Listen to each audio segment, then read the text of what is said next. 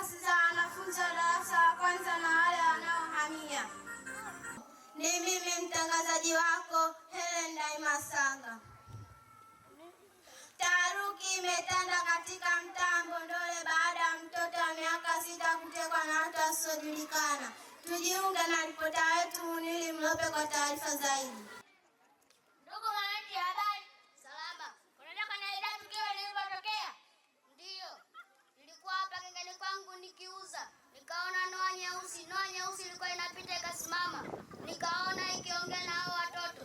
Nikaona namchukua mtoto mwingine na kumuingiza ndani ya gari. Tufanyaje baada ya hapo? Nilienda kuambia wazazi wake. Je, hili tukio ni ngapi kutokea?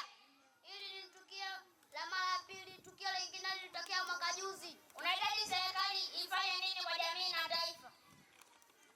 Iongeze ulinzi barabarani na wazazi tushirikiane kulinda watoto.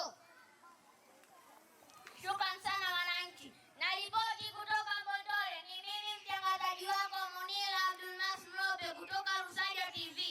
Ni Munili Mlope kwa taarifa hiyo. Shangwe na furaha zimetanda katika mtaa Mbondole baada ya shule ya msingi Rusajo kushika nafasi ya 3 kikata mtihani wa mkuu wa wilaya. Tujiunge na ripota wetu Piston Fabian kwa taarifa hiyo. Mwalimu mheshimiwa, habari? Salama. Unaelezaje fulani uliyoipata? Tuna furaha sana baada ya kupata ushindi huu. Haya ni matokeo ya juhudi za walimu na wanafunzi wote. Mwaka huu mmeshika nafasi ya 3, mnajipangaje mwaka unaofuata? Tutajitahidi kuwafundisha wanafunzi kadri tuwezavyo ili waweze kupata alama nzuri katika mitihani yao ili tuweze kushika nafasi ya kwanza.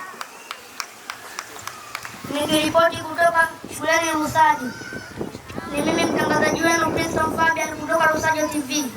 Shukrani Piston Fabian kwa taarifa hiyo. Mtazamaji, tupate mapumziko mafupi.